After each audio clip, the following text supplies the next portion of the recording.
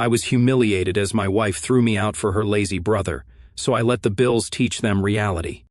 My wife threw my clothes on the floor and told me to leave our house, just because I asked her brother to finally contribute something. She thought I would come crawling back, but instead, I let her discover what life really looks like without me. When I opened the door to my own home that afternoon and saw my clothes scattered on the floor, a strange heaviness settled in my chest. The neat piles I had left in the morning were gone. In their place, shirts, pants, and even my work jacket lay in a messy heap by the entrance, as if I were nothing more than an unwanted guest. My wife was standing there with her arms crossed, her face tense with determination. "You are not sleeping here tonight," she said harshly. "Find somewhere else. Think about how you treat my brother." Her words hit me harder than the sight of my belongings on the floor. Just a few hours earlier, I had left for work believing we were a family, perhaps struggling, but still united. Now I was being evicted from my own home, not by a landlord or a boss, but by the woman I had promised to build a life with. And all this, because I dared to ask her brother, a grown man in his late 20s, perfectly capable of working, to contribute something, anything, to the house he had been living in for free. For months, he had eaten our food, used our electricity, lounged on our couch watching endless television, and left his dirty dishes in the sink, as if we were running a free motel. I did not yell at him. I did not insult him. I simply stated the obvious: if you want to live here, you have to help, either with expenses or with chores. It is only fair. But justice was not what my wife wanted to hear. I stood in the doorway for a long moment, torn between anger and disbelief. My own home, where my hard-earned salary covered every bill, every meal, every repair. And suddenly, I was the outsider. My wife's brother, Mark, did not even look at me. He was sitting comfortably on the couch, one arm resting lazily on the backrest, and a smirk on his lips, as if he had been waiting for this moment. And it was in his eyes that I saw it for the first time: satisfaction. He had gotten what he wanted. He had driven a wedge between us. "I am leaving," I finally said, my voice lower than I expected, "but this is not over." I grabbed a few things from the pile, enough to get through the night, and walked out, closing the door behind me with a calm that felt unnatural. Inside, my emotions were a storm: pain, betrayal, and a silent, growing anger. That night, sitting alone in a cheap motel on the outskirts of town, her words replayed over and over in my mind. "Think about how you treat my brother." I thought about it all night, staring at the cracked ceiling, my mind racing in circles. By the time dawn broke and pale light filtered through the dirty blinds, something inside me had shifted. If she wanted me out, fine, but if she thought I was going to quietly surrender the life I had built, the house I had paid for, the future I had imagined, she was wrong. The next morning, I returned, and that is when everything began to unravel. When I walked back into the house that morning, the air was thick with silence. My wife was in the kitchen making coffee, as if nothing had happened, while her brother was still in the living room, occupying the space like a king on his throne. His feet were on the coffee table, my coffee table, with a half-eaten bowl of cereal propped on the arm of the sofa. Neither of them greeted me. It was as if I had already been demoted to a mere guest. I set my travel bag down by the door and said quietly, "We need to talk." My wife did not even look up from the coffee maker. "Talk about what? You left last night. That was your decision." I held back the urge to laugh. My decision. She had literally thrown my clothes into the hallway, but I kept my composure because rage was not going to help me. "About us," I replied calmly. "About the fact that your brother has been living here for months without lifting a finger, while I pay the mortgage, the bills, the food. I am not asking for anything unreasonable. I am asking for respect." At that, Mark snorted. "Respect? You think you can buy respect with your salary? This is family, man. You do not put a price on family." I turned to face him fully. Family helps each other. Family does not take advantage. His smile widened, and for an instant I saw triumph flash across his face. He wanted this argument. He fed on it. And worst of all, my wife was on his side. "Mark is right," she said, finally turning to me. Her tone was hard, her eyes cold. "He is my brother. He has been through a lot. He needs a place to stay. I am not going to let you bully him into paying rent like he is a stranger." I took a deep breath, feeling my chest tighten. This is not about rent. It is about responsibility. If he cannot contribute money, then let him do the groceries or handle the chores. Something, anything. I am not going to support a freeloader. But every word seemed to push her further away. She was no longer listening to reason. She was defending her brother with blind loyalty, and I was the enemy. Mark leaned back and crossed his arms. "Maybe you should move out if you have such a problem. I mean, we are happy here. We do not need your negativity." For a moment, I froze. The audacity stunned me. Happy here in my house, with my money, with my wife. I could feel the blood burning in my veins, but I forced myself to stay calm because I understood something important. They both thought they had already won, that I would either accept the humiliation or leave quietly, surrendering everything I had built. That was their mistake. Maybe you are right, I said slowly, forcing a small smile. Maybe I do need to think things over. I picked up my bag again, but this time I was not heading to another motel. No, this time I left with a different purpose because I finally understood that if they wanted a war, they had picked the wrong man to fight it with. And as I walked out into the cold morning breeze, the first pieces of my plan began to take shape. I drove aimlessly for a while, the hum of the engine soothing my thoughts. I had always reacted with anger first, but this time I knew I could not afford to let it consume me. This was not just a marital argument. It was a test of whether I was going to let myself be pushed out of my own life. I pulled into a quiet park and sat on a bench, watching the morning joggers and parents with strollers. Their ordinary routines made my situation feel surreal. Yesterday, I was a husband coming home from work. Today, a man displaced from his own house. I thought about the years of extra shifts, the nights on call, the promotions that had finally allowed us to buy that house. Every inch of it had been built with my effort, and now a man who contributed nothing was telling me to leave. I opened my phone and started scrolling through old photos, vacations with my wife, birthdays, parties. In every picture I thought we were happy, but now I noticed something else. Mark was in most of them too, always in the background, always present, as if he had taken root in our lives long before I noticed. That revelation hit me harder than I expected. Maybe this was not sudden. Maybe I had been ignoring the signs for too long. I closed the photo gallery and opened my banking app. My name was on every important account, the mortgage, the utilities, the car. My salary funded everything. If they wanted to act like I was irrelevant, then maybe it was time for them to experience what life was actually like without me. That thought calmed me, giving me a strange sense of control. I did not need to fight in the living room or shout in the kitchen. Quiet, carefully made decisions would speak louder than any confrontation. Still, a part of me ached. I loved my wife, or at least I thought I did. But love does not mean choosing someone else's comfort over your partner's dignity. Love does not mean kicking out your husband so your brother can stay. When I got up from that bench, I was no longer the same man who had left the night before with his clothes in a bag. I was steadier, focused. If they wanted me gone, I would show them exactly what it felt like for me to be gone. The next few days felt like walking through a strange dream. I did not go back to the house immediately. Instead, I stayed in a modest rental on the other side of town. It was not fancy, just a small furnished apartment with creaky floors and peeling paint. But it gave me space to think, to breathe, and most importantly, to plan. Every evening after work, I sat at the wobbly table with my laptop open, looking at the numbers, my salary, our joint account, the bills, the mortgage. Slowly, methodically, I began to separate what was ours from what was mine. I had always been generous, too generous. When we got married, I added her to my accounts. I gave her access to credit cards, trusting her completely. That trust had now been used as a weapon against me, but I was not defenseless. I still had my individual savings account, the one I had quietly maintained for emergencies. She did not know the exact balance, but it was enough to keep me stable if things got worse. The more I analyzed, the clearer the picture became. They could not survive without me. The mortgage payments came from my account. The utilities were in my name. Even the grocery card was linked to my paycheck. My wife's income was small, just a few hours at a retail store. Her brother did not even work. So why did they think they could kick me out? Because they assumed I would keep paying, no matter how they treated me that night. Looking at the numbers, I understood the truth. My revenge did not need to be loud. It did not require shouting or slamming doors. All I had to do was step back and let reality speak for me. But before I took a drastic step, I wanted clarity. Was my wife truly blind to what she was doing, or had she chosen her brother over me a long time ago? The following night, I returned to the house silently at a time when I knew they would not expect me. My keys still worked, the lights were on, and laughter spilled from the living room. I stopped in the hallway, hidden, listening. Mark's voice came first. "He will come crawling back. You will see. He does not have the guts to really leave. He needs you." My wife's laugh followed. "Maybe, but for once I feel like we are in control. It is always him making the decisions, always talking about money. I am tired of it. It is good to have you here." Her words hurt more than I expected. It was not just loyalty to her brother. It was resentment toward me, a resentment I did not even know was growing. I backed away silently before they could notice me, my chest heavy, my mind racing. So it was true. They were united against me. I drove back to the small apartment. I sat at the wobbly table and opened my laptop again. But this time there was no hesitation. I started drafting the steps, redirecting my salary to my individual account, canceling the grocery card, putting a hold on the utilities until further notice, consulting a lawyer about the mortgage and division of assets.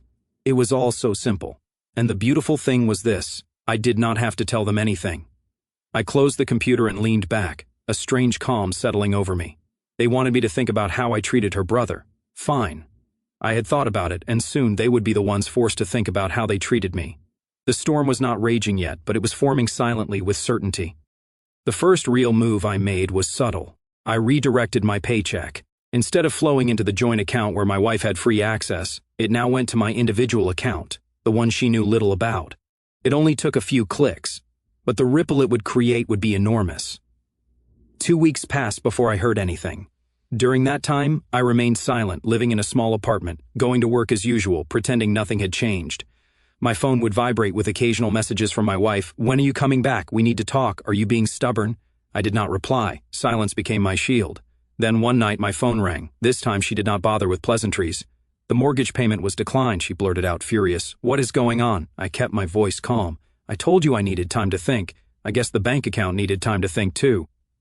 There was a pause on the line, followed by the faint sound of her brother's voice in the background. I could almost picture him there, feeding her lines. "You cannot just stop paying," she finally said, her tone rising.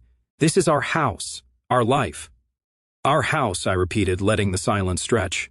"That is funny because lately it felt like I was just a guest in your house. Remember the night you threw my clothes on the floor and told me to leave?" Her breath hitched for a moment. I thought maybe she would apologize, but her tone hardened. "You are overreacting. Mark needed a place to stay and you turned it into a power struggle. This is petty." "Maybe," I said quietly, "or maybe it is just fair." I hung up before she could respond. That night, sitting in the dim light of the apartment, I thought about how quickly love could curdle into coldness. I'd given her everything, my trust, my money, my partnership.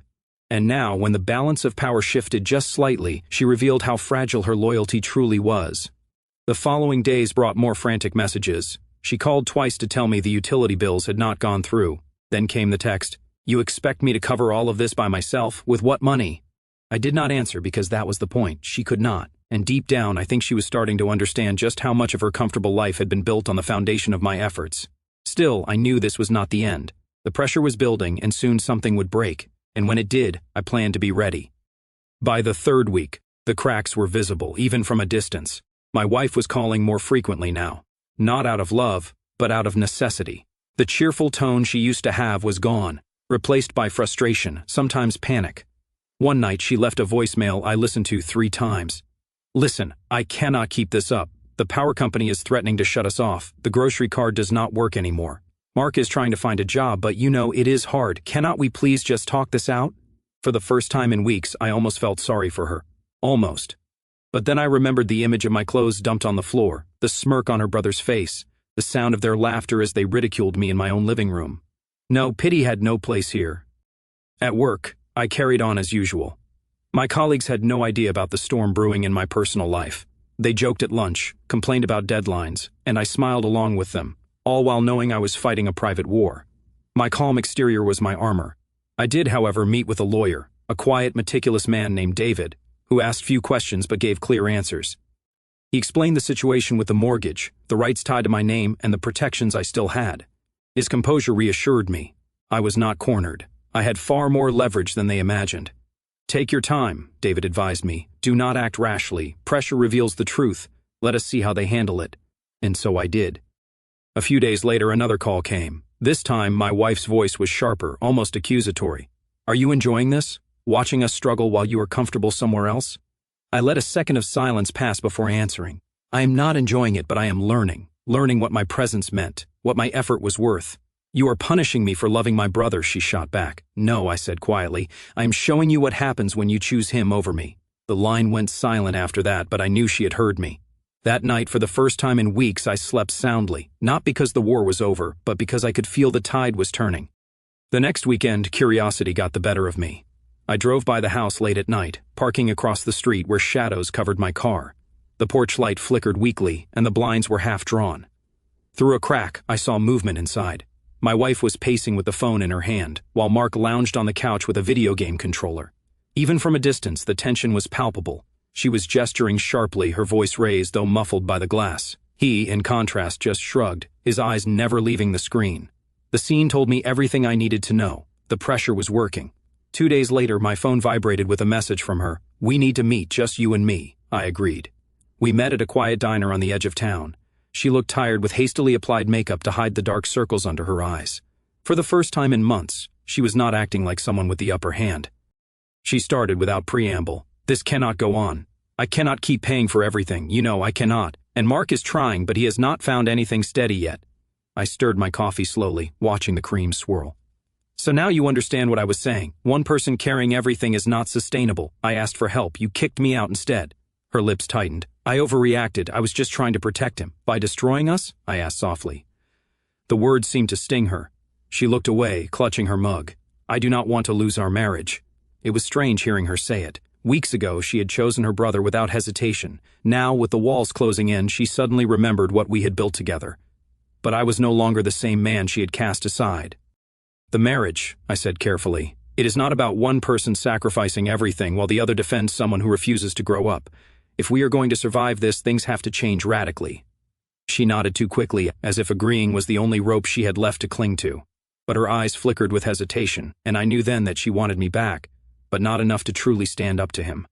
As we left the diner, she reached for my hand. I let her fingers brush against mine, but I did not squeeze back because in my heart, I already knew this was not about reconciliation. It was about survival. And soon, survival would demand choices she was not ready to make. After the meeting at the diner, I did not rush back. I could see she expected me to follow her home, to resume my role as the provider, while she clung to her brother's excuses. But I was not going to fall into the same trap again. Instead, I let more time pass. I had learned that silence was more powerful than any argument. A week later, she showed up at my small apartment unannounced. When I opened the door, I saw the tension etched on her face. Her clothes were wrinkled, her hair disheveled. She looked like someone who had not slept in days. Please, she said simply, walking in without waiting for an invitation. We cannot go on like this. The bills, the food, the stress is tearing everything apart. Mark is still looking for a job.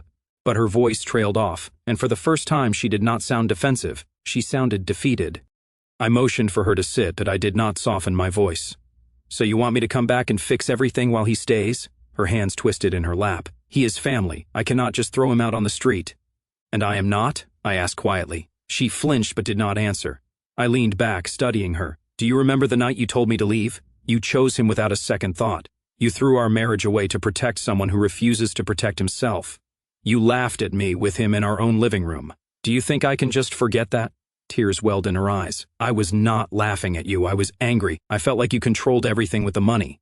Money? I shook my head. It was not money. It was responsibility, the roof over our heads, the lights, the food. Those were not gifts. They were the basics of life. And I carried all of it. You let him ridicule me, and now you have seen what happens without it. She buried her face in her hands. For a long time, the room was silent, except for her muffled sobs. A part of me wanted to comfort her, but another part, the part that had spent weeks in exile while they lived off my sacrifices, kept me firm. This was no longer about sympathy, it was about truth.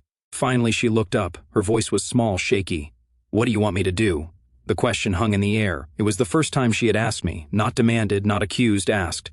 I let the silence stretch, making sure she felt its weight. Then I spoke slowly, with clarity. I want you to decide who your family really is, because if it is him, then you and I are already finished. If it is me, then things have to change completely. No more parasites, no more disrespect, and no more choosing him over us.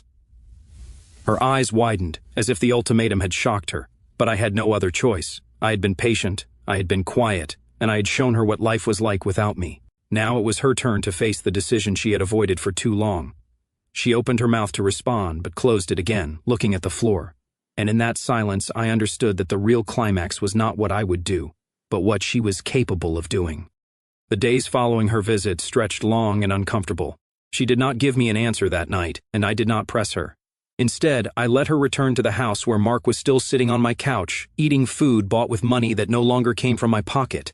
Her text messages became more fragmented, almost desperate. We need to talk again. Mark says he will find something soon. I am trying to hold everything together. I noticed a detail, however. She was no longer accusing me. The sharp edges of her words had softened. Now they carried something more like fear.